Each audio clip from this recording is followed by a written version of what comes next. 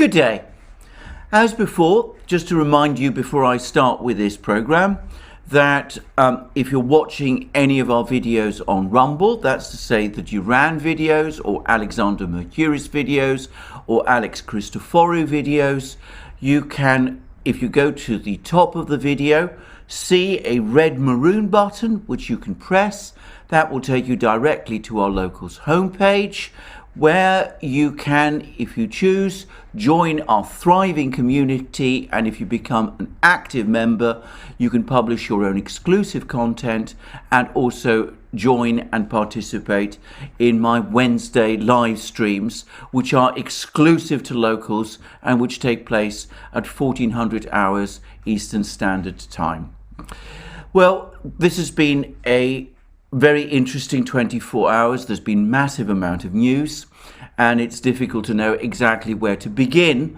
But of course, all of it once more has to relate to this global crisis that is centered on events in Ukraine.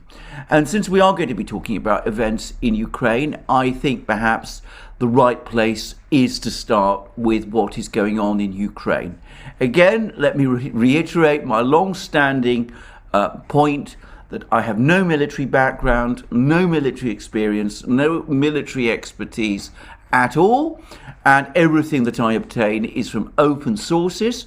So, of course, I can't fully corroborate the information that I'm obtaining, and moreover, I'm not always perhaps the best person to assess what is happening. Nonetheless, we can, I think, get a fairly clear picture of what is going on. Now, the first thing to say is that, as the Russians said they would do a couple of days ago after the meeting with the Ukrainian negotiators in Istanbul, they have carried out a significant drawdown of their forces in and around Kiev. Less so, from what I can gather, around Chernigov, where they would also said that they would draw down their forces, but certainly around Kiev, they have been drawing down their forces. Now, of course, the Russians have provided two explanations for this. The first explanation, which is the one given by the negotiators, was that it was a de-escalation measure in order to assist the negotiations to continue and to take away some of the pressure on the Ukrainian negotiators, some of whom are based in Kiev. I don't take that explanation especially seriously. But the second explanation, which has been provided by the General Staff in Moscow, is that these forces that were sent to Kiev were never intended to storm the city. They were intended instead to tie down Ukrainian troops in and around Kiev and around other cities which had been similarly encircled or threatened by the Russian military, allowing the Russians to proceed with their primary task, which was to cut off the major Ukrainian force in Donbass, which is the prime target of their military operations. Now, I have said that this has been the case for some weeks, and I feel, given what the Russians are saying on the second point, vindicated by that. I ought to make it clear that when I say that I've been saying this for some weeks and that I feel vindicated, obviously, and of course, I am basing it on the analytical assessments of others, many of whom are far more informed about military matters than I am. But it's been obvious to me that since very early on, since almost the first days, that the Russian forces in and around Kiev had no intention of trying to storm the city. The very day after the Russian forces entered Ukraine, the Russians began negotiations with the Ukrainians. There was some confusion and muddle about where the venue would be and about whether the Ukrainian representatives would arrive, but eventually talks did get underway in Belarus. And it always seemed to me to be inherently implausible that the Russians would want to invade and a capital and overthrow a government with which they were actively negotiating. And if you go back over my previous videos, you will see that that is exactly what I said. Moreover, if you actually track Russian public statements, you will find that Putin himself justified the decision to intervene in Ukraine as being in response to an urgent call for military help from the two breakaway republics of the Donbass, the Donetsk and Lugansk People's Republics, which claimed that they were under attack by the Ukrainians, and based on OSCE field reports, good cause. And he then gave an explanation of what Russian policy was on the 5th of March to a group of people from the airline industry, in which he said that the Russian general staff, had advised that defending the two republics of the Donbass would not be possible if military activity were confined to the Donbass, because that would allow the Ukrainians to reinforce their forces in Donbass at leisure, and it would simply result in a perpetuation of the conflict and a congealing of front lines. And that, of course, was what the Russian military said last week, what General Rudskoy of the General Staff said last week, and what part of what General Shoigu, the defense minister, also said when they collectively said that they would start to pull back some of their troops from the area around Kiev. And the fact that these statements are consistent with each other, that they are consistent both with Russian actions and with Russian statements going back to the start of the operation, seems to me to make it fairly clear, at least to me, that indeed it is the case that the Russians are pulling back some of their troops, though it seems not all of their troops, from the areas in and around Kiev, in order that they can now concentrate on the Donbass, where they appear to feel that the main Ukrainian forces, the major military army, which has been, as I again have been saying in program after program, the main target of their operations, that force has indeed been cut off from resupply from the rest of Ukraine. So that seems to me clearly the position. Now, I do understand that there's lots of people who want to argue otherwise, who want to argue that the Russians were fought to a standstill in and around Kiev, and that they were even pushed back in places. Well, people are free to say that and to discuss it in those terms, but it does seem to me that if they want to do that, then it is incumbent upon them to go back over all those earlier statements of those Russian officials, including what President Putin himself said on the 5th of March, and explain how what they are seeing in and around Kiev and what they are claiming about what is happening in and around Kiev is consistent with those earlier Russian statements, especially Putin's statement of the 5th of March. I've never seen that done. It's as if those previous statements made by the Russians, indeed made by President Putin himself, did not exist and had never been made, even though the record of them is there out in the open. And if people want to claim that there's been some great Ukrainian victory in and around Kiev, despite, as far as I can see, all the evidence pointing to the contrary, well, it seems to me that they need to explain, at least I think they need to explain, how that is consistent with what the Russians have been saying and what the Russians have been doing ever since the start of these operations, and in respect of what President Putin himself said at that meeting with the airline industry on the 5th of March.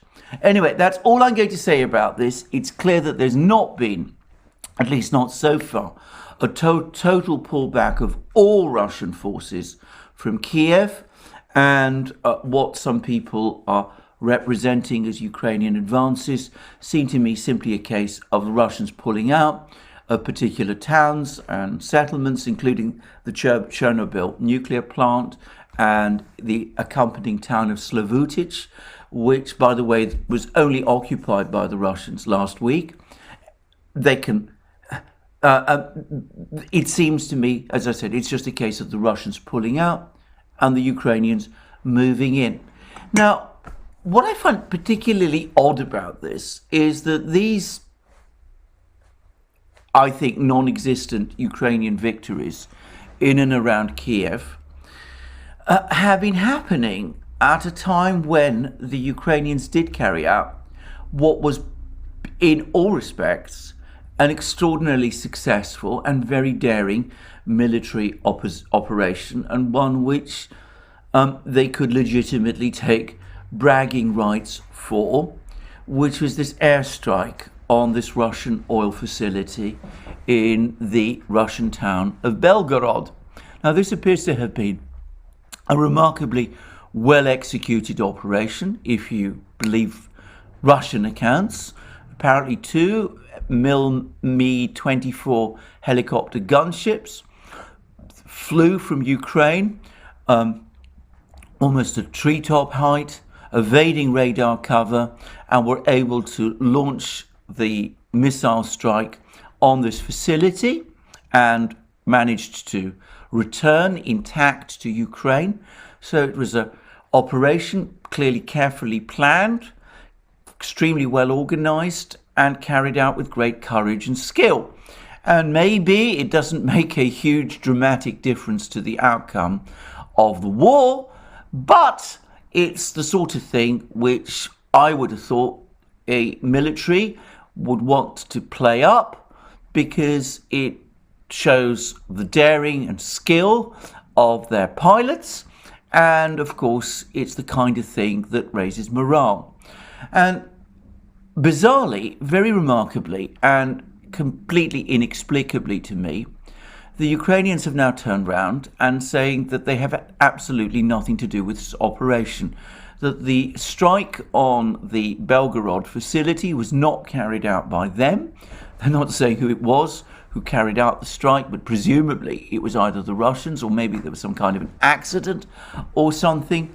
But they are actually distancing themselves from it.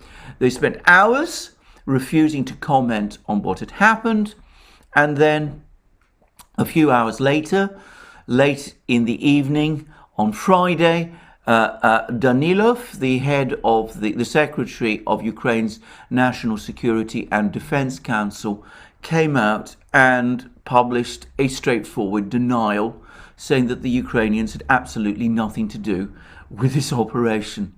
Now, I have to say, I find this very strange, even if it was some kind of act by the Russians, some kind of act of negligence. I would have still thought that the Ukrainians, for morale reasons, if nothing else, would want to claim credit for it.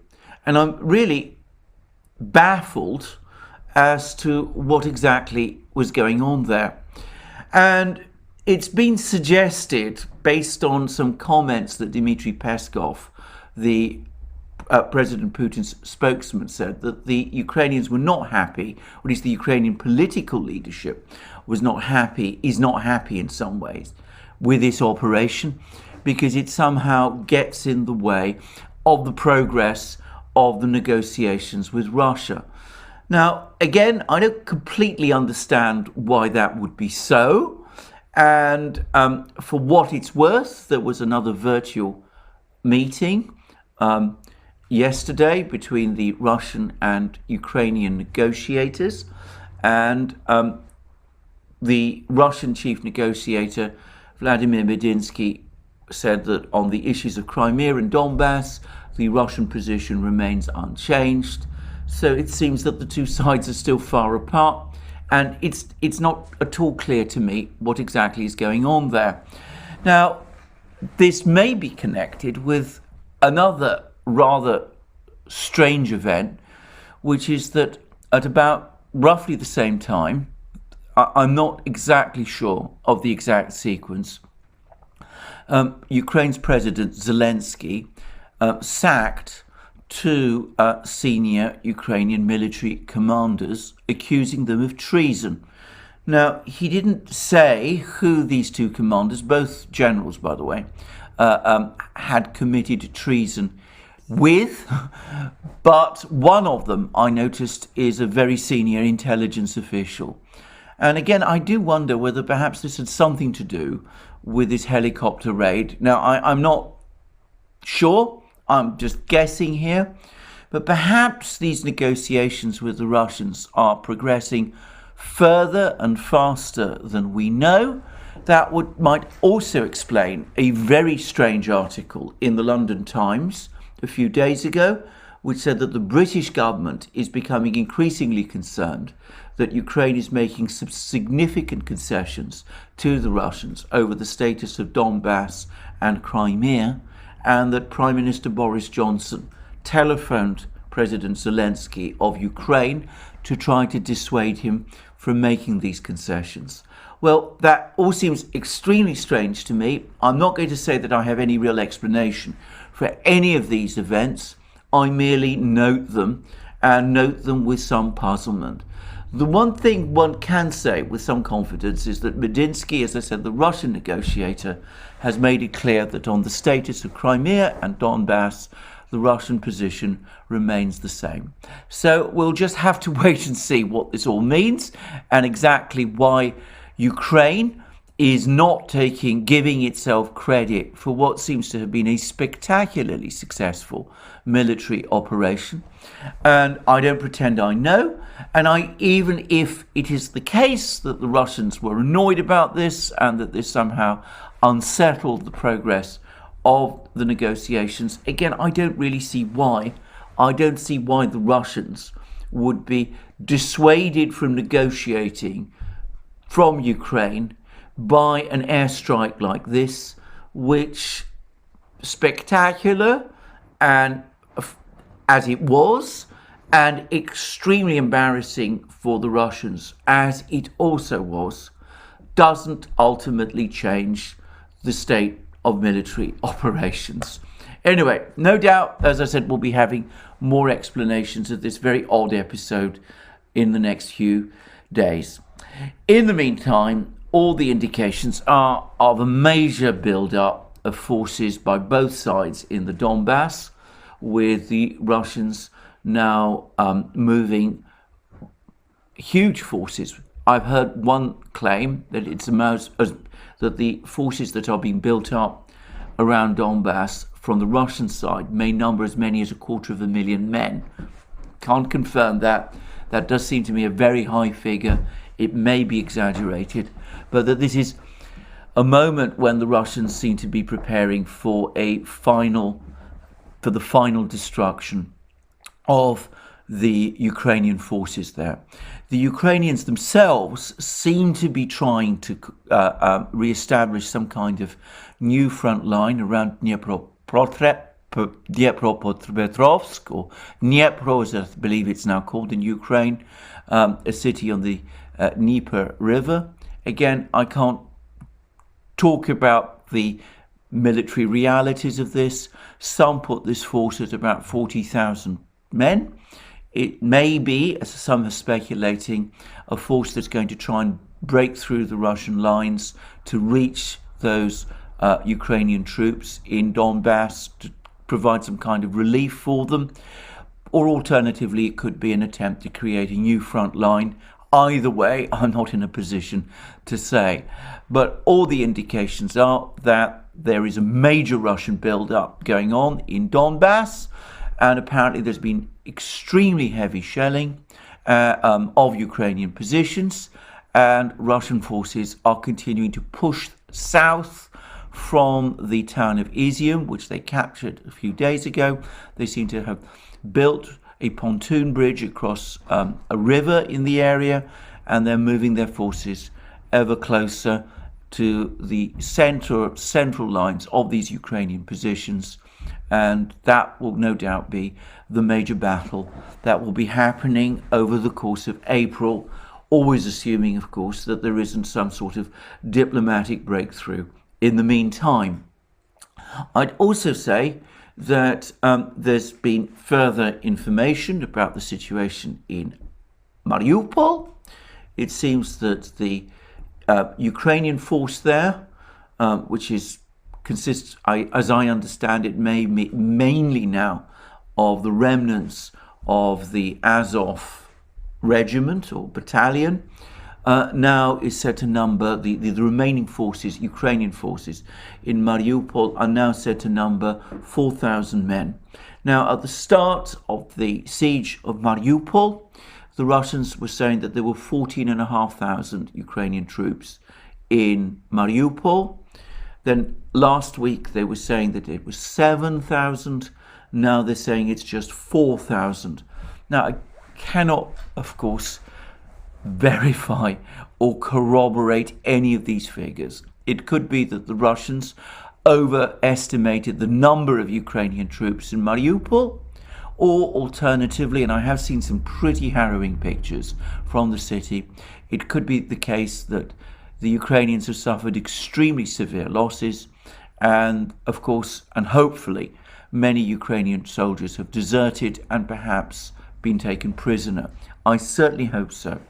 But whatever, it seems that there is this group of about 4,000 Ukrainian troops who are still holding out. They're isolated, it seems, in 3 pockets, of which the most important is the Azovstal steelworks, which has now come under cruise missile attack, presumably from the Russian Navy. I've seen the films. So we will see what happens. The Chechen chief, the Chechen president, Ramzan Kadyrov, is now in Mariupol. And yesterday, he gave the Ukrainian troops in the Azovstal steelworks a day to lay down their arms, suggesting that if they didn't, then today, 2nd April, the Russians and the Chechens would go all in and would clear the steelworks. I'm not, again, able to comment on this, but it does seem as if the fighting in Mariupol is now approaching some sort of conclusion after a complicated operation. Now, there's a number of things that have been coming out about this. One of the things that I've read, and again, I want to stress again, I can't corroborate this, is that the operation in Mariupol took longer than had been intended, because following a Ukrainian missile strike on the city of Donetsk, some of the militia troops of the Donetsk People's Republic were withdrawn from Mariupol to attack the Ukrainian front lines in and around Donetsk city, to try and push them away so that they couldn't launch more missile strikes on that city. And that depleted the number of troops undertaking this clear-out operation in Mariupol. Now, I want to stress, I can't confirm that, but that's some suggestions that I've been seeing that might imply that that was the case. If so, then I'm going to say a rather sad thing in some ways, which is that missile strike on that residential area of Donetsk, utterly ruthless and callous as it may have been, might, from a strictly military perspective, have achieved the result that was intended to, which is that it slowed down the operation in Mariupol. And I suspect that if that is the case, there's probably been a great deal of argument and recrimination between the Russians and the leadership of the People's Militia over this diversion of troops from Mariupol to deal with the Ukrainian troops that undertook this missile strike. I mean, I can't be certain of this, but that seems logical. I would say that it is an inevitable result when a professional army allies with the militia, because of course the militia fighters who make up the militia of the Donetsk People's Republic are, of course, men who are, many of whom come from Donetsk and who have family there. So perhaps it's understandable that they would want to go and protect their families and their city, rather than perhaps focus on what is the primary target of the military operation, which is to clear Mariupol. In any event, if this is true, if this claim is true, and I want to stress again, these are reports, rumours even, I can't confirm them, but they do seem plausible. If it is true, then that missile strike did buy the Ukrainian defenders in Mariupol some more time, though ultimately I cannot see to what end, since they remain encircled, and it looks increasingly as if their end is now very much in sight.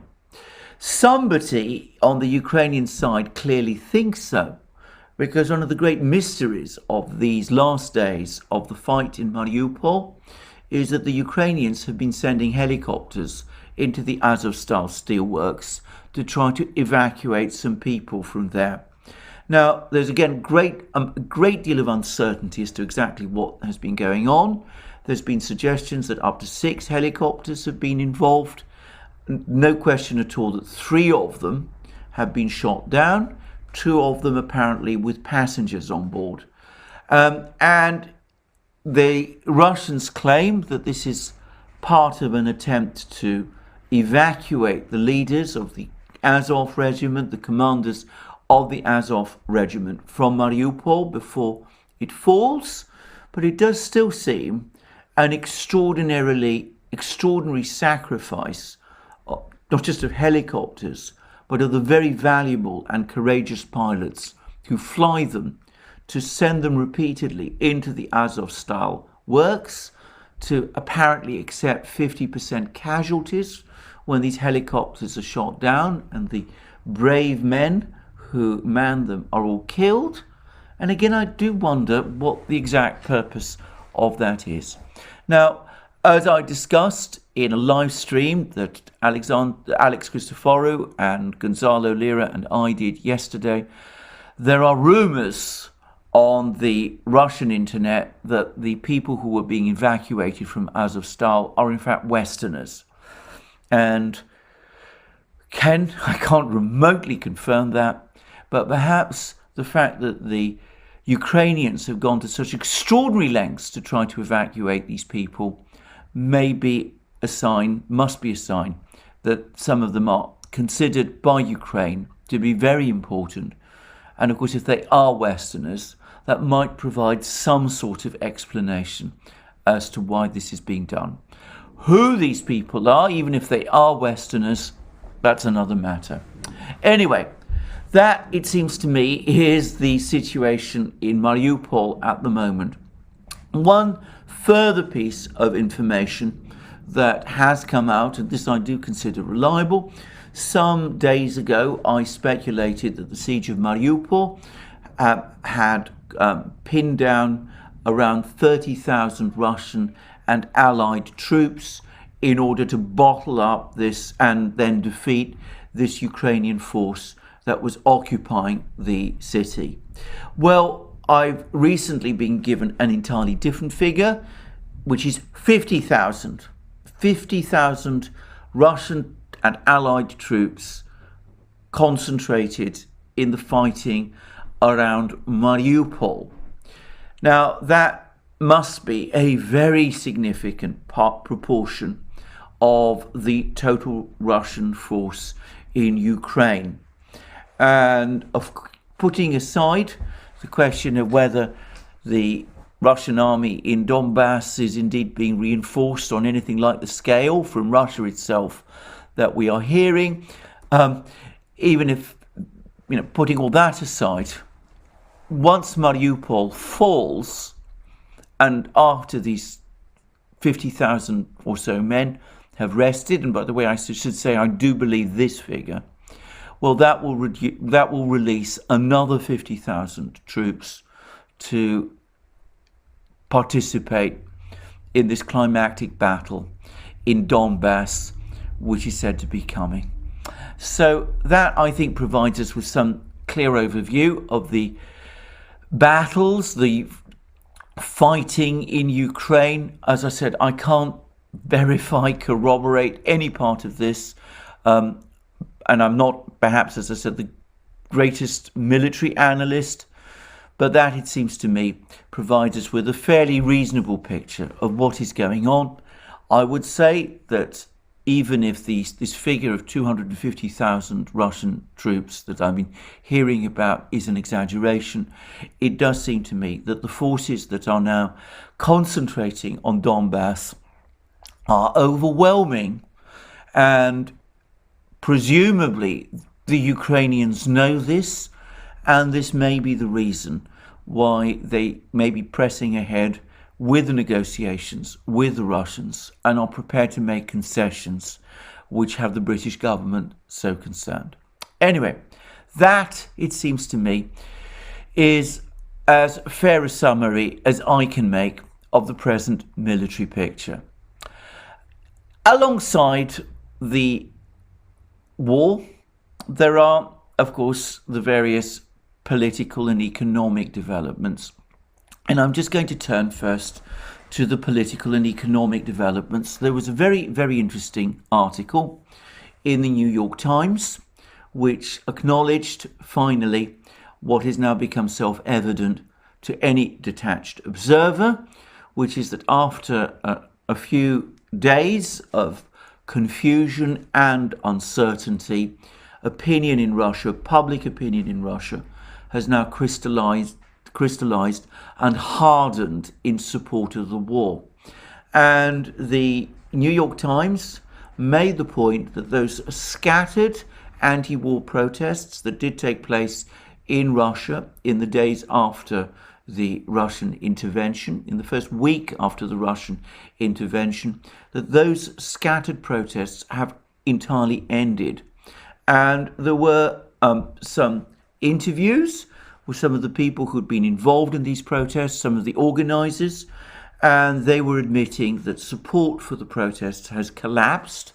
And very interestingly, they also basically said, and the New York Times appeared to admit, that one of the reasons why the protests have disintegrated is because the sanctions war that the Western powers have waged against Russia has appeared to be so over the top that it has convinced Russians, a critical mass of Russians, the great majority of Russians, that what their leadership is telling them, that the West is out to destroy Russia and to end Russia's position as an independent state, that is actually true.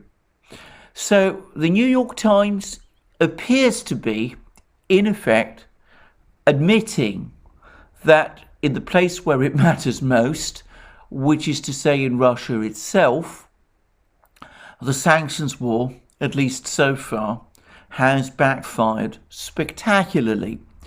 In the same article, the New York Times also referred to a public opinion poll carried out in Russia by the Levada polling agency. The Levada polling agency is the one which is treated as being most reliable by Western media, because it's fundamentally, it's the people who operate it are fundamentally hostile to President Putin and his government.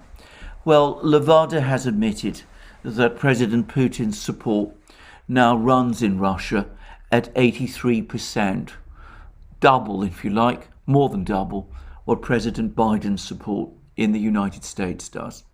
Now, the New York Times, in fairness, does say that these are early days in the conflict. The full bite of the sanctions has not yet come. Perhaps in a few weeks or months, the mood in Russia may change. I think the opposite. I think that no doubt there will be some more difficult times in Russia, though it's now, I think, increasingly acknowledged that the total implosion of the Russian financial system and economy that some people in the West anticipated is not going to happen. But surely, certainly, there will be a recession, and certainly many people in Russia are going to suffer some hardship. But my own personal view is that it will not turn people against the Russian government. On the contrary, it will harden their antipathy, their antagonism towards the West, who they will blame for their problems. That, it seems to me, is the lesson of sanctions pretty much everywhere, and I see no reason to think that in Russia it will be any different. This has come along with a very interesting article in the Financial Times, and it reads that the title of which reads, German industry sounds alarm over energy rationing plan. And the subtitle says, supply crunch could devastate companies and cost economy tens of billions of rubles. And tens of billions of euros. I'm sorry, not rubles. And then it goes on to discuss in detail how large swathes of the German economy, particularly the chemical industry, the steel industry, all of these industries would be under enormous pressure if there was if the German government were indeed to move to rationing, and if Russia were indeed to cut off gas supply to Germany, and that the German economy would spiral into deep crisis.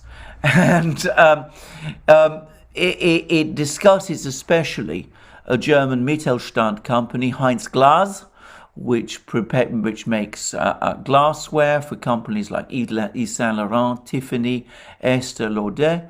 And it says that if there was an interruption of gas supply, it would probably close.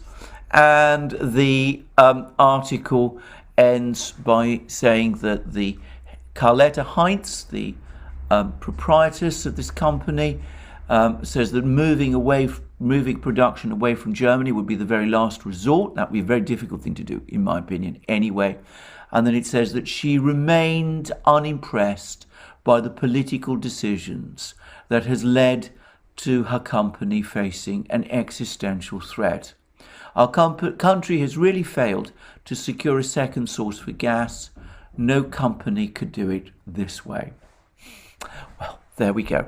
So I have to say, we've had discussions in our previous programs about the gas for rubles deal. There have been some, I should say, rather interesting emails sent to me by some interesting people who've been providing more explanations of how this gas for rubles deal would work.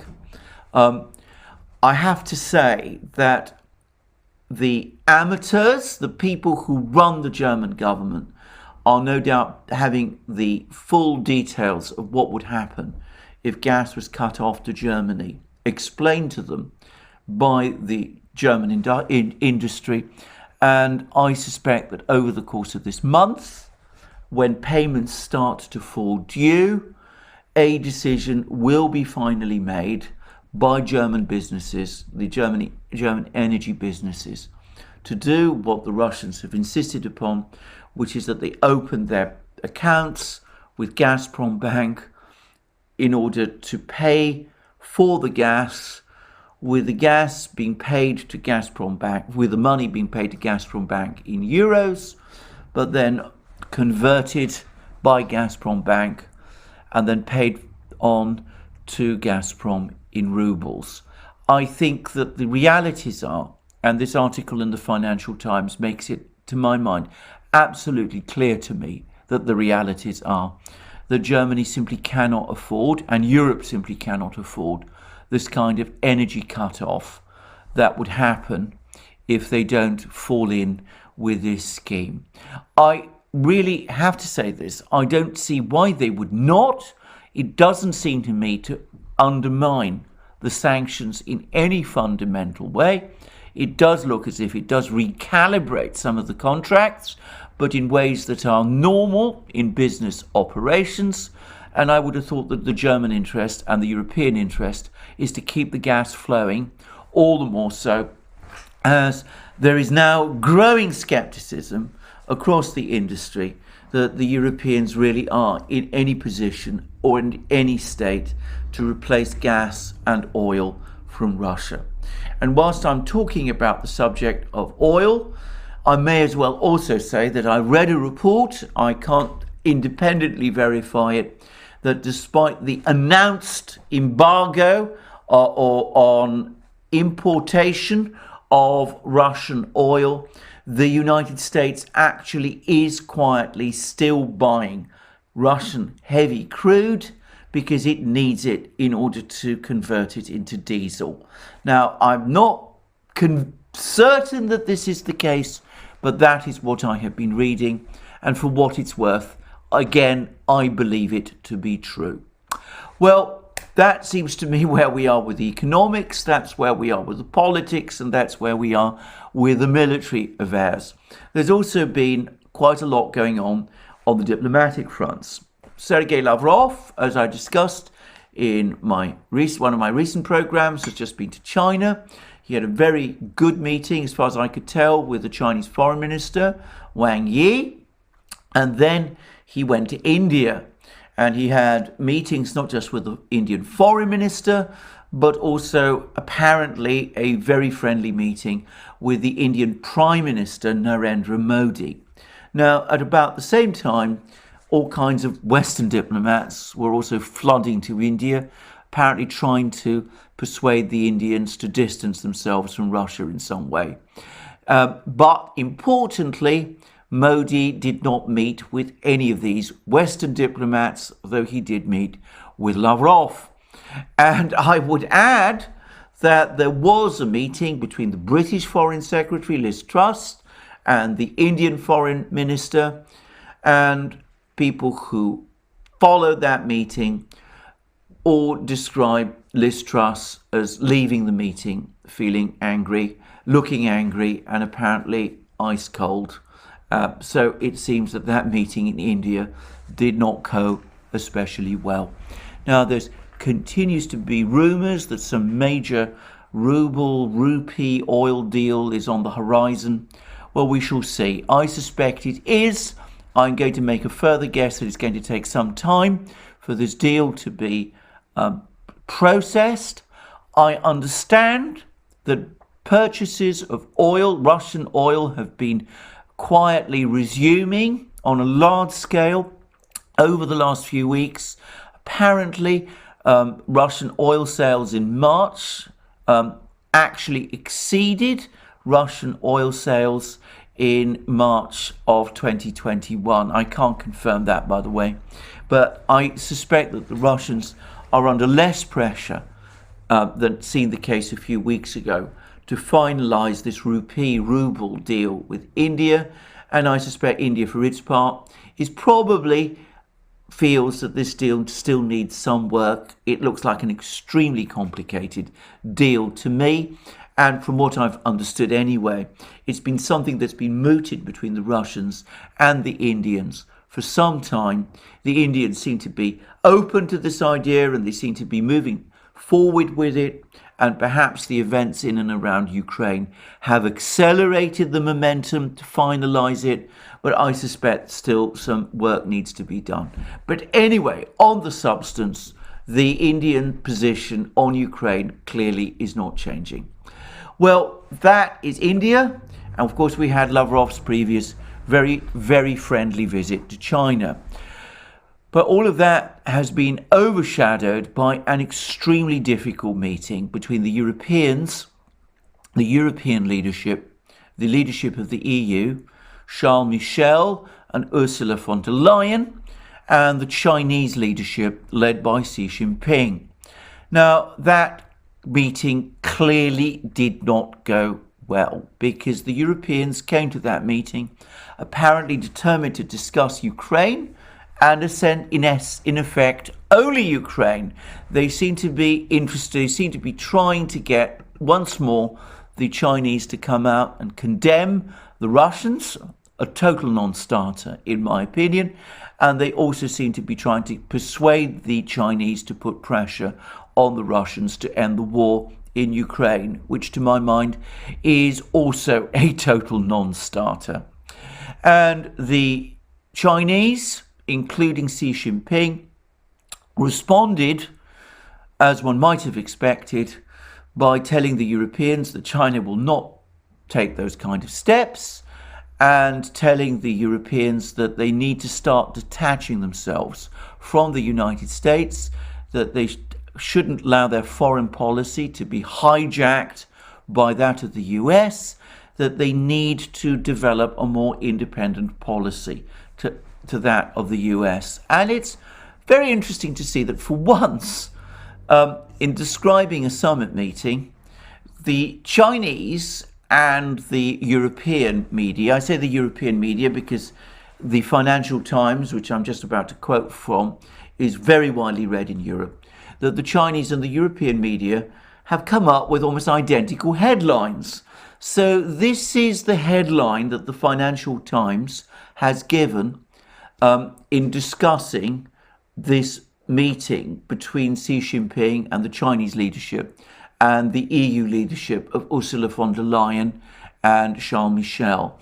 The Financial Times headline reads, "China calls on EU to act independently of US foreign policy."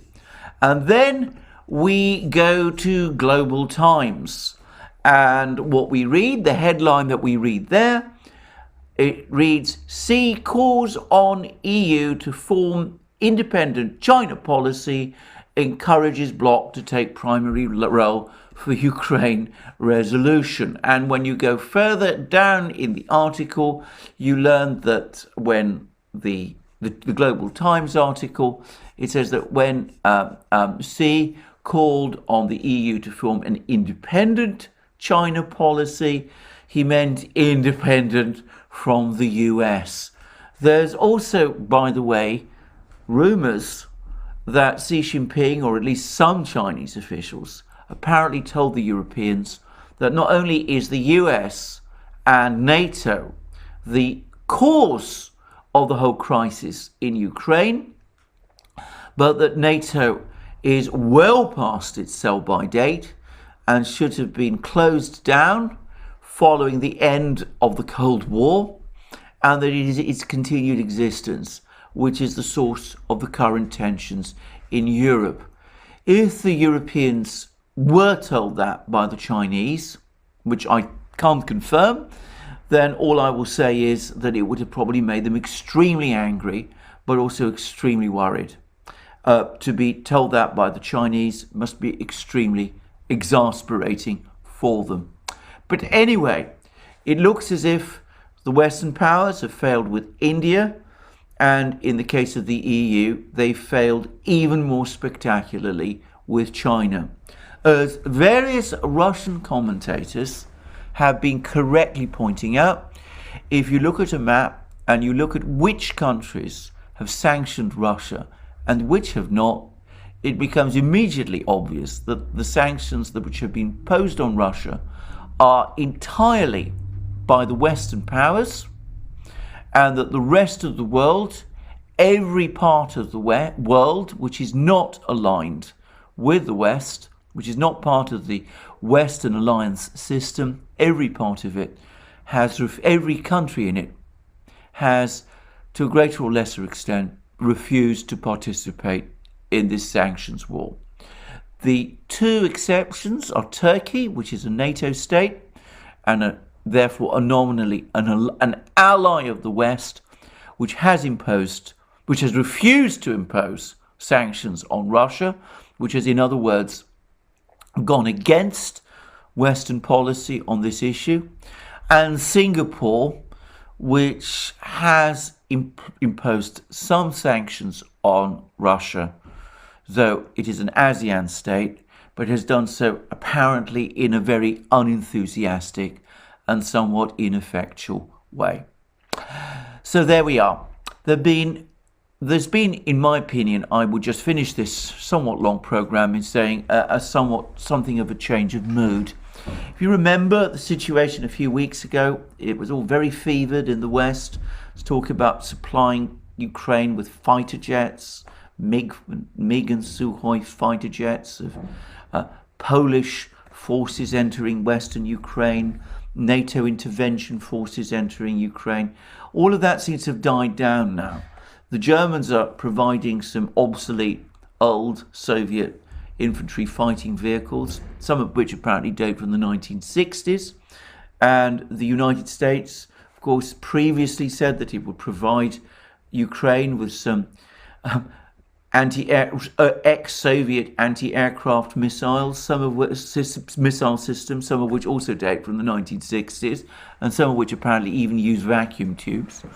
And there's some word now in the New York Times that the US is now thinking of supplying Ukraine with some, again, old Soviet-era tanks, former Soviet tanks, presumably left over from the Cold War, hidden away in warehouses in Eastern Europe.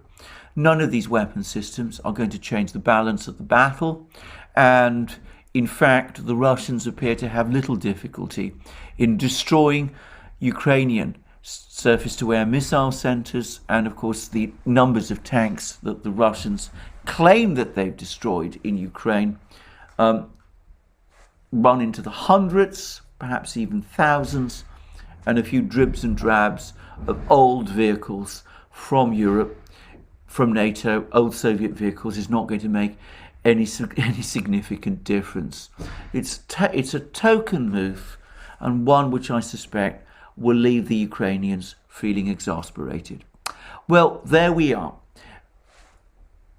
A situation on the military front where we look like we're approaching what may be the great climactic battle, perhaps the greatest battle Europe has seen since the end of the Second World War.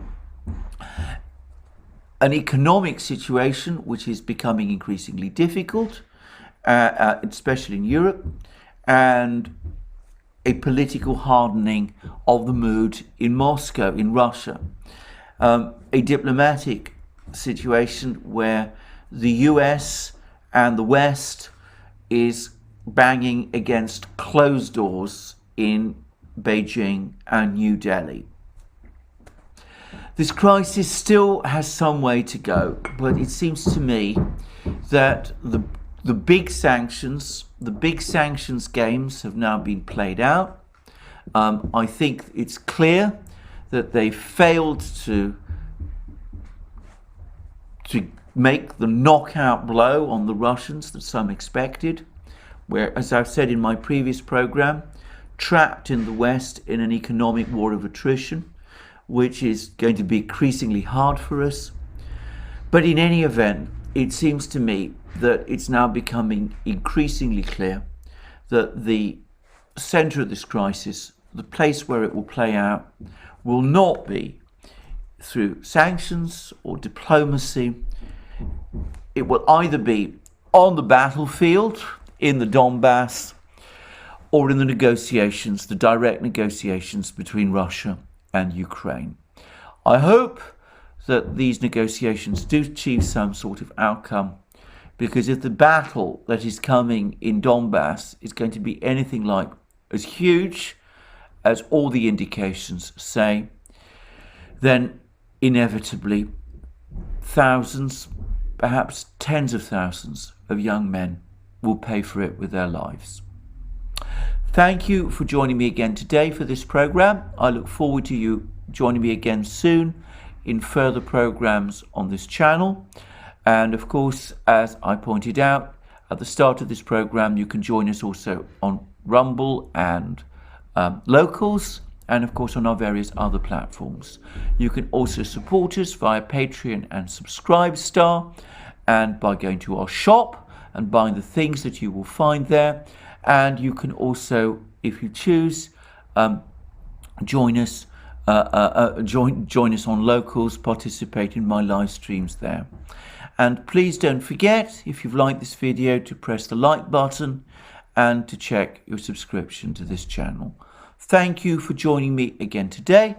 I look forward to you joining me again soon.